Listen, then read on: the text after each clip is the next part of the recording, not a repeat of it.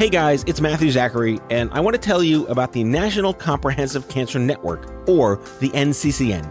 The NCCN creates the treatment guidelines for doctors that help cancer patients lead better lives. But I want you to know that the NCCN also has guidelines for you. The patient guidelines were funded by the NCCN Foundation and were created just for people with cancer and their caregivers. They're free, they're easy to understand, and they're available right now for you, the patient and the caregiver. So go check them out at nccn.org/empower. That's nccn.org/empower.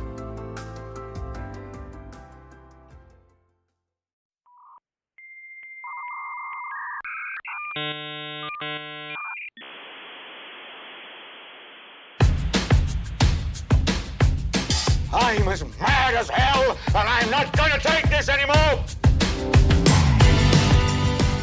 Hello, friends. Welcome back. I've got a great guest today, my friend Amy Gittelman.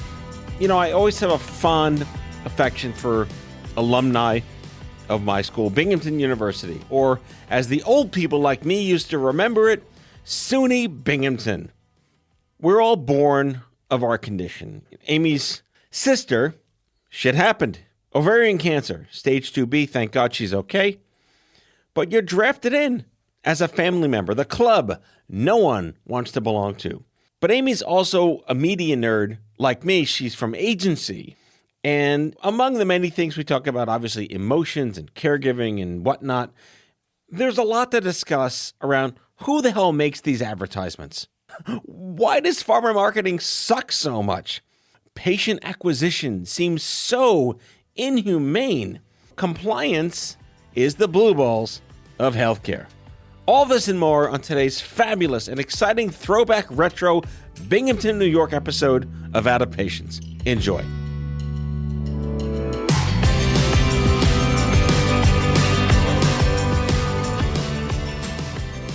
Remember that game Heads Down, Thumbs Up? I do not. You're from New York. That was a public school game. Was it?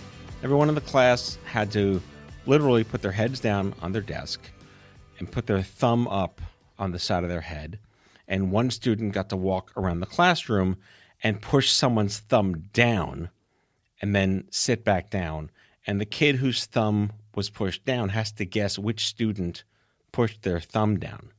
Wow. They did not have that at PS 220 in Forest Hills. You were missing out in that Queens area there. Adjacent to the LIE, I grew up on the Long Island Expressway that intersects with the Grand Central Parkway. I never thought there'd be an advantage to going to school on Staten Island, but I just found it. Heads down, thumbs up. I was a mean kickball player, though. Oh, yeah? Oh, yeah. And I'm very competitive. Has that aged well, kickball? Because dodgeball's gone now. As it should be, because it's frightening. Kickball, I really don't know. I mean, I don't feel like my kid played it, but if there was a kickball league and if there's anyone listening to this that wants to tell me, I would join it. Kickball. Wow. It brought back like memories of Jew camp in the 80s for me. We didn't play it at camp. All right. So you have to tell me, why is your Gittelman, it's EL instead of LE? Who can we blame for that? I'm assuming my father's father. Interestingly, the only Gittelmans in the Queens phone book, and yes, kids, there was a phone book way back when. A what? I'm sorry? A phone book where you would look people's names up and find their telephone number and address. Let's think about privacy Analog. for a moment. Analog. There were 3 Gittelmans, or 2 really, in Queens. My father and his brother, who lived in Flushing, adjacent to the Van Wyck. So there's a little theme there in terms of the living on a highway. And if you looked, first of all, there were no other Gittelmans, but of the Gittelmans, if you looked anywhere, EL was unusual, and everybody spelled my name wrong my entire life and does to this day. Like someone emailed me the other day and said, oh, I got your email bounced back. And I said, well, did you spell it EL or LE? And she said, LE. I'm like, right, because that's not what it is. Well, the thing is, like, Gittel sounds like little, so they're going to spell it like they would spell the word little. Do you want me to tell you what people called me if it's a little R-rated? Little Gittel? No. Brittle Gittel? No. Go ahead. Tittle. Tittle Gittel? Tittleman. Tittleman.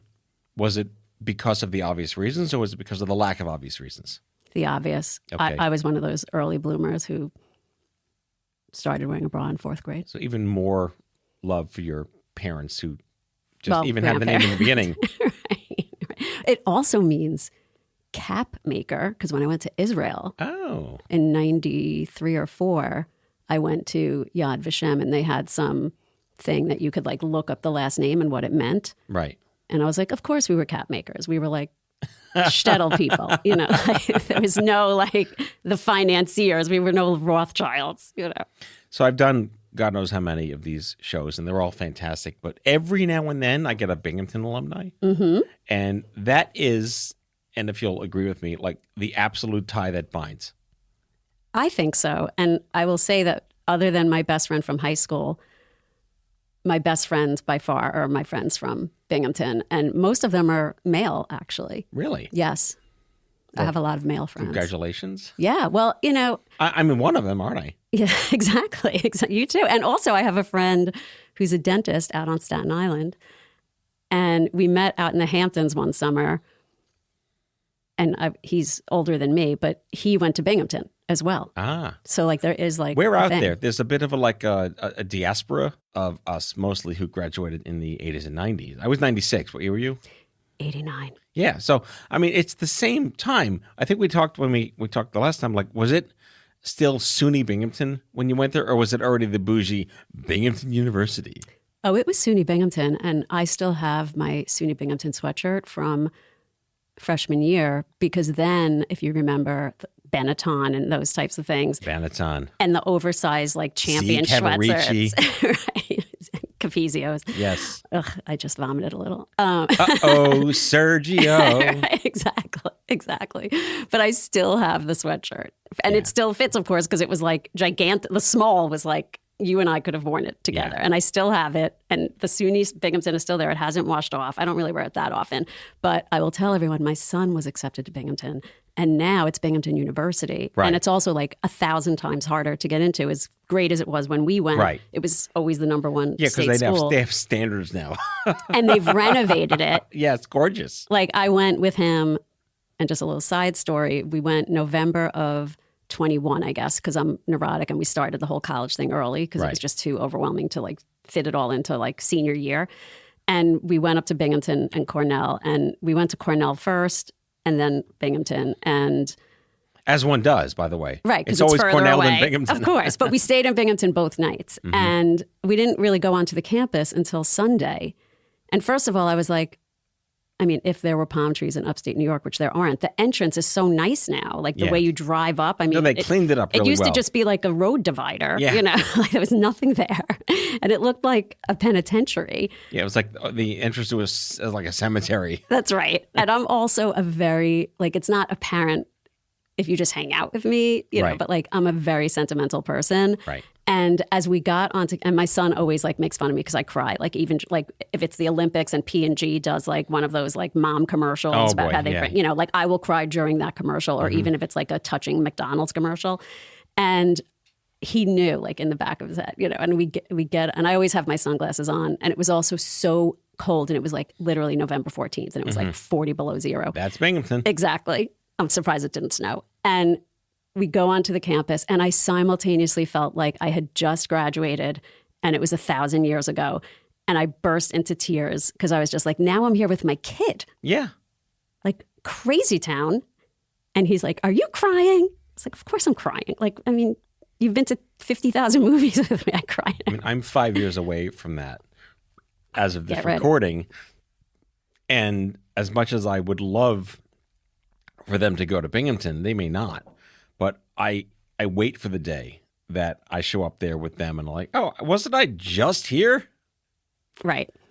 Also, I was disgusted by the fact that Newing now looks like brand new condos, and probably I think has a heated garage or something. Right. And when we were there, for the listener, Newing was the burning dumpster fire of Bronx in the 1960s of Binghamton University, and now it's basically Williamsburg. True, right. And then I will tell you, when I went there in 85 to 89, minus a semester abroad, my bed and desk were the same bed and desk that was there when Newing was built. And then I went back one time when my child was around 1 year old. Right. I had never gone back after I graduated, but I was visiting cousins up in Rochester. And I said, I have to just go to Binghamton. I couldn't get in the dorm, but of course I weaseled my way in because I'm me. And I went into my dorm room in Delaware, of Newing. Delaware dorm. Not Delaware dorm, not that's the right. state of Delaware. That's correct. And it was the same desk and bed from when I was there in 89, and this was 2005. And and it already had been there when I got there. Right. So I can't even fathom. All the stories that desk has, do not put black light on it. Right. I'll wrap up our Binghamton story by telling you that I went to the campus a while ago, and this was I think this was like pre-social media, but I was telling people like I'm giving a concert at SUNY Binghamton. And then I got up there and they're like, you can't call it SUNY Binghamton. Yes, I can. No, you can't. So I've been in this heated debate with them on Twitter for a while because I just hashtag SUNY B, and I'm the only one that does that to annoy the Twitter people on Binghamton. That's hilarious. But, we went there. It's something we can own. And that was the days when they had, again, we lost all the listeners. Maybe there's like 3 Binghamton alumni that. Back then, the mascot was the Colonial. And then it became something they called a bear cat, which I think is a real animal, but no one knew that when they made it the Bearcats. So what the hell is a bear cat was like, there were no hashtags in the 90s. But what the hell is a bear cat was pretty much everyone was saying that. There was a hashtag. It was on the telephone, the landline that people might not remember. Do you remember after the rotary? Wait, do you remember your phone number? From childhood or Binghamton? No, for 777 what? I have no idea. But I remember my childhood. Oh, mine was KUTE. Okay, that was cute. my dorm room phone number. It was 777-607-777-KUTE. It's the 867-5309 of Binghamton. Call that number, see who's there right now, and tell them Matt sent you. No one, because no one has a landline. I know. That's hysterical. But my number growing up, we had 2. First, I think it was 212. I had a 718. 271-5263 was like the apartment, because I grew up in an apartment. Everyone, please write that down and call that number right now. We're going to get sued by the FCC, and it's fantastic. No, believe me, my mother moved to Florida in 2014. Oh, fantastic. So that number isn't there anymore. Right. But when I was in 4th grade, my mother, even though we really couldn't afford it, I was always on the phone, which interesting that I ended up in a sales role. And my number was 212-271-7290. So those I remember. And I remember the cab. I'm going to put all these numbers in the episode description so you can call it anytime you want. Please, God. But I also remember the numbers of the cabs in Queens and Forest Hills. Like because there was no Uber, there was no, right. You had to call a cab. That was back when the cab companies used like 7 letters A to be at the start of the yellow pages. Right. Well, like one was always ready. Quadruple A taxi company, quintuple A taxi company. We had always ready, and I can't remember the other one, but it was like 718-222-2222 or something. Right. Absurd. Selena and Barnes. Right. No longer together because one of them died. Yeah. I heard about that. Sounds suspicious, but I'm not going to go there. I don't know. Which one? Barnes? I couldn't even tell you. I think that I know. We're rambling about New York City culture stuff. I want to get to the junk here, which is that I love that you were in sales before there was the internet. And there's very few people around like us who remember what it was like to hustle without a phone. And we had fax machines. And did you have like a BlackBerry with the stupid chiclets? And texting took you 9 hours to write a word. Well, yes, I had a BlackBerry, but I mean, I graduated college in 1989. So my first job, which was terrible and I can't even talk about because I'm embarrassed about it, I was an English major, really a lit major with a double minor in Jewish history and cinema at Binghamton. That's a recipe for a career success. Correct. But, it's just Amy taking things that she knew she would excel at. Right. So good GPA at the end of the day, which is a miracle in and of itself. But considering all the shenanigans we got up to. But when I graduated, you had what was called a tickler file. Oh, yeah? Was that like an acronym or something? No. Okay. It was index cards that you kept in a box the size of index cards. And you had literally one for like every day of the month, let's say. And you would turn it over at the beginning of each month. Mm-hmm. But like if you called Joe Smith on February 28th and you wanted to call him April 15th, you would put it like in April because there was no digital way to keep track of how you would call someone. Mm-hmm. And I don't remember if that job had a rotary on my desk or a push button? A push button phone. Right. But I'll tell you, if it was a rotary, which I don't remember, I probably wasted a lot of time like dialing. Hey, Kyle, try to see if you $4. can find the rotary dial phone and insert that in here. That'd be funny. I once showed one to my kid I was taking him to school on the bus in the city, and he couldn't fathom. I was trying to explain a rotary phone to him, and he just was flabbergasted. Yeah. Like, what are you talking about? Right. So I, of course, Google it on my phone, And like you show him. an iPhone, and I You show it to Google him. a rotary phone on your iPhone. That's correct. And he says, Mom, and he must have been like 6 years old. So what happened if you made a mistake? Did you have to go back to the beginning? And I was like, yes, you did. You had to go back to the beginning and dial. I said, but when I was growing up, you didn't need the area code, but then you did because too many people, like there were too many people. And the long distance cost you $9 a minute. Right. My you daughter, could call collect. My daughter asked me a question. How did you take pictures without phones? So she doesn't know what a camera is. Yes, she does, but I guess instinctively it didn't occur to her that there could be a separate camera not attached to a telephone or a cell phone or whatever it is. But I think this is the gorgeous, fantastic Gen X culture nostalgia bin that we can live in, absorb, own, and if you don't get it, change the channel. Right. So again, I was working in advertising in the early 2000s. Again, Palm Treos and AOL floppy disks and CD-ROMs.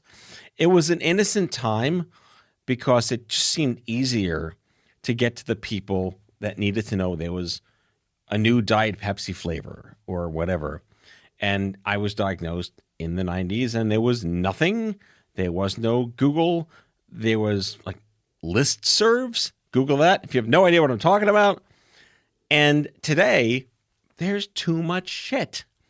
But you and I have been working in a version of sales for a very long time. My question to you is that once you got into like healthcare sales or patient sales, or this is a market that aren't consumers because they're not hoping to learn this information. They're not aware, rightfully so, that they can become part of something else and help this and help that. Customer feedback means something very different to someone with ovarian cancer than someone wanting to buy the new Flamin' Hot Cheetos. When did that transition happen to you in your career? To healthcare? Yeah. It really was happenstance that I ended up in kind of pharma ad sales. I had been in digital media since 2000. I was in another career for many, many years. And the writing was on the wall because it was like printing and displays. Like if you went into Bloomingdale's, I used to sell like those big displays for Estee Lauder and things like that. Oh, remember those. Those are great. Yeah. And they still have them, like backlit photographs or whatever, even towards the end doing kind of wraps of trucks and stuff like that with vinyl. But once those things become inexpensive and you could buy the technology yourself and do it yourself, you don't then need a vendor really to do that. So I ended up in digital media and I was always pretty generalized. I wasn't verticalized, but I was looking for a role at a specific point, and someone in the industry who was at McCann connected me with We Go Health, which is now part of Health Union. And that was very social media driven and utilized patient influencers to educate people on Facebook, Instagram, and Twitter with what We Go Health called really non-branded, meaning a patient would talk about their condition, and then if you clicked on it, it would take you to that educational information, whether it was branded or unbranded. Now I'm at Populous Media, and we're living in the telehealth space, because if you think about if you've ever been on a telehealth call, and interestingly, any telehealth call I've been on, and I've probably been on at least 10, you're staring at a blank screen that entire time. But if you're a patient and you're there for a specific condition or a specific reason or symptom, why not educate the patient in that moment while they're waiting for the physician? So that is kind of like the genesis of Populous Media. And So it's like the ad buy before the YouTube channel starts or whatever. I guess, it's really before the doctor comes on. Right. So if you think about TV, you're like watching commercials. We know that if it's either insurance, auto, fast food, QSR or pharma commercials. Those are like the bulk of the commercials. Side effects may include dying. Exactly. And from the mouths of babes, when my son was very little, again, probably around that rotary phone time, he and I were home. My husband was on a business trip. And there was a pharma commercial, and the end was, of course, like the ISI and everything that could happen to you. Like, Wait, acronym alert. ISI? So the important safety information that tells you that you might have diarrhea, or your head is going to explode, or it may cause cancer, or whatever, Your leg's going to fall right, off. you're going to be deaf and blind, Yes. whatever it is. My son is like, why would anyone take that? Even if they had the disease, it sounds worse than the disease. Yeah. And that's an interesting aspect. But the other aspect is when you're watching TV and you see a commercial, unless you have that condition, you're not necessarily paying attention. And even if you do, you don't have a doctor's appointment that week necessarily. Right. But within telehealth, You're there. You're right there. It's that last moment in time before you speak to a doctor. And we know that condition or symptoms that you have, fully de-identified and HIPAA compliant. We are not, I work for a company that's not a healthcare company, but we deliver advertising on behalf of telehealth companies that are condition specific and as such very educational. If you have psoriatic arthritis and you're about to talk to a doctor about Wait, you psoriatic forgot arthritis. moderate to severe. Right, moderate to severe. Who says that? No one. Yeah. Or God forbid anything else, breast cancer, Right. anything. Think of all the conditions that come up every day. Or even the great drugs that have multiple indications, like a Humira, or even Right. Cosentyx has 3 or 4 or 5 By the way, indications. none of these companies gave me any money to say this, and they really should have. Go on. I'm utilizing examples from real life.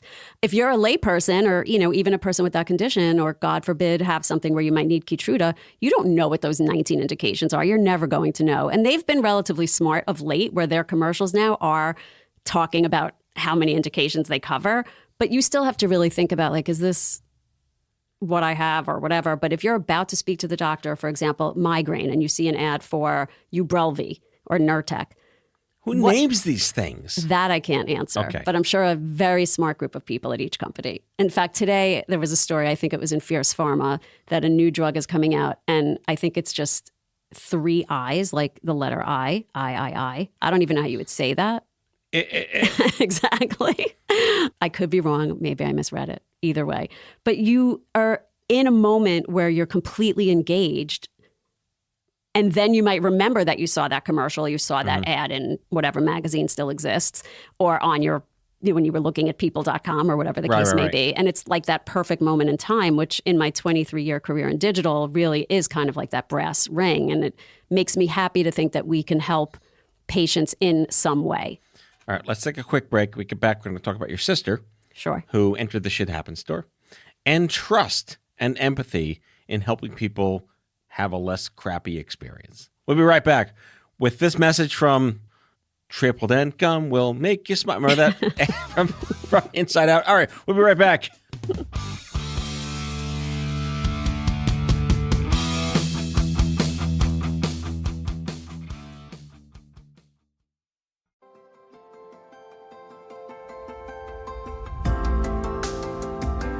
The COVID-19 pandemic showed us how a microscopic virus could upend our lives and how unprepared our society was for it. There's so much more out there that we need to understand, which is why I recommend subscribing to Crooked Media's America Dissected, hosted by former Detroit Health Commissioner Dr. Abdul El Sayed. Each week, Dr. El Sayed sits down with doctors, scientists, culture makers, and policy leaders to ask questions like, how could new genetic discoveries change our relationship with our own genes? How could addiction to social media change our brains? Or how even climate change could make the next major pandemic more likely? To hear discussions on these topics and more, check out America Dissected from Crooked Media. New episodes drop every Tuesday. Listen on Apple Podcasts, Spotify, or wherever you get your podcasts.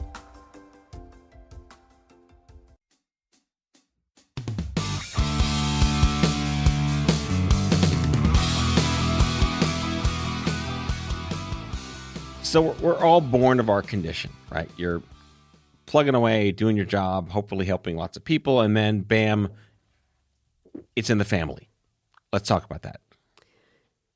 So my family actually has a horrific history with cancer. Oh, wait, right. We're Jews. That's right. That's right. We're Ashkenazi Jews. Yes. There's lots of cancer. So This is probably for a separate podcast or maybe just a night over drinks because it's a kind of funny story. But my grandfather on my mom's side had 4 sisters who never married and lived together until they died. Is that like a Brothers Grimm fairy tale waiting to be told? Not really, but my cousin and my sister and I and my son actually keep saying we're going to write a Broadway show about it. But, time is just difficult to find. So they had cancer. Multiple cousins of my mom on her father's side mostly. No one on her mother's side do I remember having cancer. My father's first cousins who were women all died of some kind of female-oriented breast cancer or ovarian cancer, whatever. A very close first cousin of my mother's died of breast cancer when I was pregnant with my son, and then her daughter was diagnosed with that when I would say 3 or 4 years ago during COVID. A cousin of mine was diagnosed right before COVID with bile duct cancer, and then the trifecta, my sister was diagnosed with ovarian cancer in December of 21. And my father died of cancer as well in 1996. So you're just a gorgeous ticking time bomb, aren't you? I hope not, but I'm not going to lie about my unbearable neuroses about it. Well, that's congenital Judaism. Right. On top of the other things that are giving you neurotic. Right. I know, because everything else plus that. Right. But your sister was diagnosed early, I understand, right? Well, she was diagnosed with stage 2B in December of 21. The challenge is that she had been for years, so it's a miracle that she was complaining about pain, and she was post-surgery diagnosed with endometriosis, which no one ever told her. Her regular gyno, who thankfully she finally went for a second opinion, said it was just polyps or, whatever it was, and they were going to do a DNC and pull out the polyps. But when she went for the second opinion, they sent her for an MRI right away, and it turned out she had a 15-centimeter ovarian tumor that was the B in stage 2B is that it's attached to other things. Right. So fabulous. Right. It was amazing. But it was so scary. And I'm very close with the other 2 cousins as well. So, obviously your sister is your sister. I will say that she's one of the brave. They all 3, so brave. I think they handled it, God forbid, much better than I ever would. What does brave mean? I think... did they have any other choice? I guess you don't, and I guess maybe that's the truth when you have it. If you don't have a positive outlook, I think that affects your outcome. Right. Of course. I mean, that's just true in life. But I just remember after my sister had the surgery, I guess she had it on a Friday, and then it was still kind of COVID-y in January of 22. COVID-y. For lack of a better, making up words now. So she had the surgery Friday. Her husband was with her that whole day. And he said, why don't you go on Saturday? Because they only were allowing one person at a time. Right. And he would go on Sunday. And I lived near the hospital. She had it in the city, even though she lives in Queens. It was at New York Cornell Weill. And I went in there, and the whole time I just kept saying to myself, just keep it together. Just keep it together. Just keep it together. Because I didn't want to cry in front of her because she's just laying there like, yay, they got it all out. I don't have cancer anymore. And I'm just like, okay. Yeah. Right. I don't even know what to say to that. Did all of this, I mean, again, you didn't ask for this. No one wants this. Did it inform you in any way about your work and the kinds of messages people are receiving? Let's say, even if it is an ad or a message before a telehealth visit. I'm always been, a huge disappointing cynic in that patient marketing, pharma marketing, health, they're all sanitized bullshit. And nothing speaks empathy, and we're sorry you're here, and we know you're angry, except some of the nonprofits. But they're never your greeter at the door, where I'm sorry you're here. It's a great party inside, but we're all together. It's you need to know this and this and this and this because the lawyer said I have to tell you this and this and this and this. Was that something that maybe there was a gestalt moment for you that if I were my sister, would I really want to hear this? I think so. I do wish that agencies and brands themselves would be less sanitized. I don't think you have to throw things in people's face because you're reaching out to, especially on television or even CTV at this point, right. Or connected TV for those who don't like acronyms. Well done. Thank you. Do I need to see a woman who has metastasized breast cancer strolling on the beach with her grandchild or doing yoga? I mean, I don't think that's realistic. Right. I just don't. And maybe it is, and I'm wrong, but I don't think that's true. I watched my 3 cousins I watched my father go through it. It was a very long time ago. No beaches. But, right. There was very little beach going on. And I just think, or yoga or any of those things, Right. because, like the neuropathy or, all the Cancer side effects. beats yoga in the sun. Right. There we go. Exactly. That's prescriptive. Exactly. So I think that there could be maybe some form of advertising renaissance where brands and agencies that represent these brands think more along the lines of what should be communicated other than making sure they understand the side effects, Right. which seems to be the most important part of the commercial. Right. Or branding. ISI. Right, exactly. Like the ISI is always at the end, right? Yes. Like here's people. So there's a TV commercial for lowering your A1C at a barbecue, which is like the worst tone deaf crap you could possibly imagine. Eat ribs. Yeah, eat ribs. Side effects may include dying of ribs. Right? Let's French not do it. fries. Let's just. It really goes back to the side of who the ad was in, like that whole shtick he did in the 90s. Why is this still a thing? I love the idea of a renaissance, but who's in charge of that? Well, I think the marketing teams at the pharma companies, and I Right. think their agencies. I think they think about, how can we present this in the best way to get people to ask their doctor. And I think, I don't want to mention a particular brand, but there's a brand that has there's two brands I could think of actually, but I'm not going to name them, that have kind of like uppity songs, or they use songs from the 70s, or they make it sound country. And it's all about like how happy I am that I have type 2 diabetes, Yeah. Let alone the fact that with diabetes now we have this issue where people on a quest to be thin, meaning actresses or actors or very wealthy people, are utilizing a drug off-label that now people with type 2 diabetes actually can't even get Yes, their medication, exactly. which is absurd. By the way, the side effects of taking that medication off label is thyroid cancer. Right. That's just one. Not to mention there are people, if you read more of like the cultural things like New York Magazine or something Yeah. like that, or even the New York Times, they're saying that if you go off the drug because you've, let's say, gotten to your goal weight for your, the Oscars or whatever, Yeah, the SAG Awards, you could squeeze into that, size 0, Vera Wang dress, that your face falls, Right.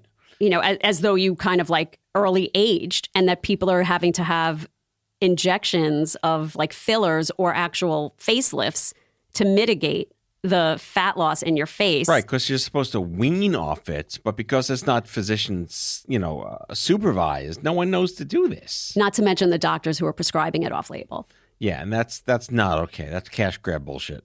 Not okay at all.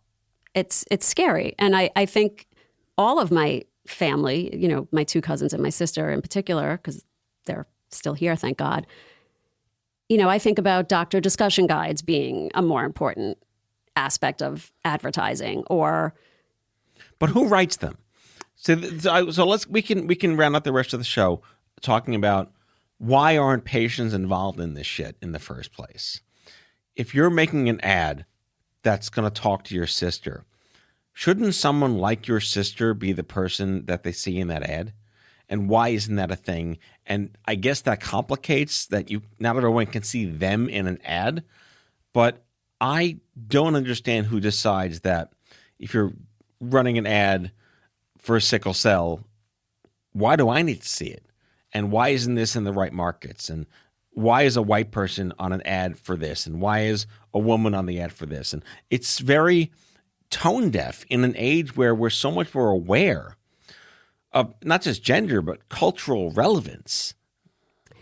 I don't know the answer to that, but it is an interesting question. When I was at We Go Health, one of the things that we did in addition to this social media patient influencer aspect was, I guess, having groups of people that brands would ask questions to inform their media or creative moving forward. And one of the brands I worked with was for a condition that disproportionately impacts African Americans. Mm-hmm.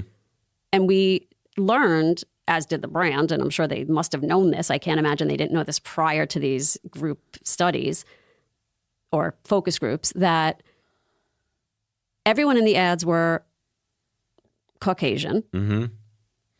And in terms of any of the studies on people, like human beings, they didn't include African Americans in the trials. Yep. yet it disproportionately impacts African Americans. And that is just... Oops. Right, exactly. I mean, to me, that's just almost disgraceful. Yes. And you have to know this without having the focus group. I can't imagine you didn't realize this just from even the scripts and to whom the scripts were written. And why is that agency still a client of this pharma company and they weren't fired and smacked around?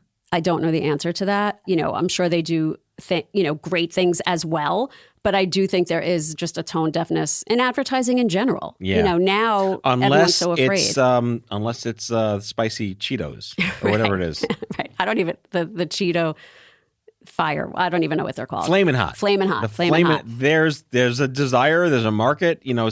And by the way, I'm not going to get into details, but if you want to Google the origin story of Flamin' Hot Cheetos, it's like this one guy who accidentally brought it to market and it became a phenomenon, and then they bought it out from him, and he has no debt on his MasterCard, so to speak. It's a great American story. Flamin' Hot Cheetos origin story. Sorry, you're welcome, friends. Let's get back to the show. I just have to question it though. I don't know what the difference is. There's the soft, mushy ones that are orange, and there's the hard ones. So one is Cheetos. That's cheese doodles. Oh, so I loved cheese doodles, and I loved that it left that it's just disgusting, the crunchy one and the puffy probably one. Cancerous orange residue on your hands. If it wasn't cancerous, it wouldn't be tasty. Exactly. So that too, I mean, if you think about CPG or like food and all of these like taste makers, meaning physical taste, where they like put all of these things in something to make it taste a certain way, all of which are artificial. Right. I used to love Cheetos, I'm not going to lie, but I never liked the other one.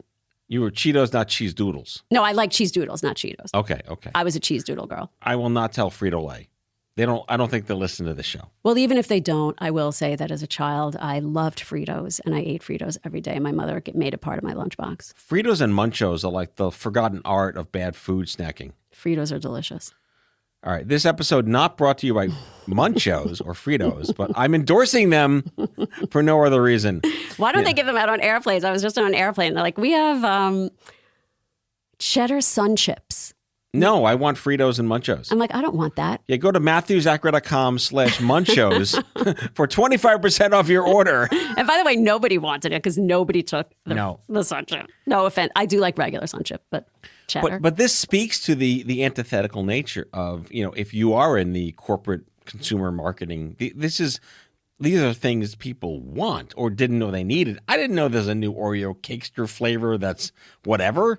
You know, they know how to make you feel bad that you didn't know that you're only eating the chocolate Cakesters and not the vanilla Cakesters. This is healthcare. And I think there's a lot of presumptiveness and hubris in thinking we know what your sister needs to hear and see in advance of this. She's terrified. And I'm going on a bit of a soapbox here, and this is not new. I've been doing this for a long time now. This blatant, I mean, if they're tone deaf, not knowing that a drug that affects black communities shouldn't have like white people in an ad for it, that's egregious and ridiculous. But it does speak to the larger narrative of there is no traditional demography, psychography, consumer brand thinking in healthcare marketing.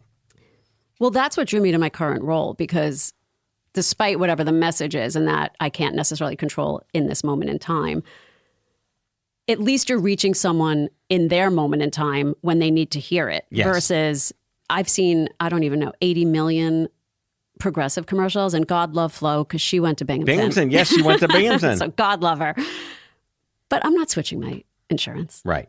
I haven't switched it. I've had the same renters and then owner insurance since 1990. Yeah. Stop marketing to me, Right. please. Exactly. So I think those personalized ways in which you could reach someone is much smarter. And as the company I work for grows, I think that people are embracing that personalized ability, to message someone with their symptoms or with their condition, because we know what that is, even though it's HIPAA compliant.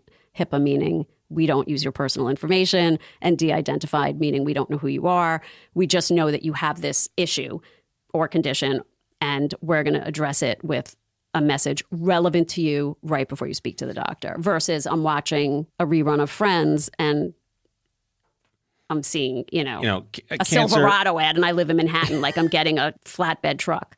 Right. Or the Wheatfield Humira commercials, but no one's in a Wheatfield needing Humira. It's unlikely. Yeah. It's unlikely. I'll end with one of my favorite ads. I think we did a whole show just making fun of pharma ads once. I don't know even know what it's for. It's like there's a bathtub on a hill that makes no sense, and someone's like taking a fake bath in an empty bathtub on a hill, and this is how they cleanse themselves of their moderate, severe something. Please stop. All right, last question. Shakespeare did say kill all the lawyers, and regulatory killed the radio star. Do you have any one last nugget to share with our listeners about something that does work? Advertising wise, or just like what would your sister need to hear and see that she didn't, that you know might be there now? I think information other than the ISI, which is really a federal regulation. Important safety information. Right. Not the important safety information that tells you all the other things you're going to get from the drugs you're on, but more about your specific condition and how this drug will make your life better for however long. Obviously it depends what stage you're in. And like I said earlier, gratefully, my cousins and sister are all doing fine, and I'm just eternally grateful. The messaging has to be, I think personalization is really where it's at, or some form of CRM, which is really customer relationship management, but getting people in so you can send them personalized message at each stage, even if you have pre-baked emails or whatever the case may be, that this person just had surgery, or this person is 3 months out, or this person is about to have a scan, and whatever the case may be, right. Helping them in that way versus just throwing spaghetti against the wall and hoping that, if I see X brand on a commercial 17 times a day, that when I go to the doctor, I'm somehow going to remember that and connect it to whatever I think I have, other than, a checkup yearly. Fritos, Doritos, Cheetos, Munchos, and Cheese Doodles. And Binghamton. Cool Ranch Doritos, #1. Amy Gittelman, I'm so happy you're here. This was a great throwback episode. You touched all the nerves. The nostalgia nerve, the Binghamton nostalgia nerve, and my loathing of bad pharma marketing. Thank you for coming on in. Thank you for having me.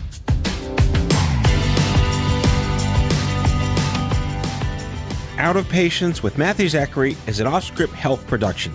The executive producers are Matthew Zachary and Andrew McDowell. It's mixed and edited by Kyle Moore. If you like the show, ratings and reviews are always welcome. Leave us a message anytime at 855-AUDIO-66. That's 855-AUDIO-66 to share your healthcare shitness with us, and we might just play them on the air on a future episode. For more information about this show and OffScrip Health, visit offscrip.com. That's offscrip, no T.com.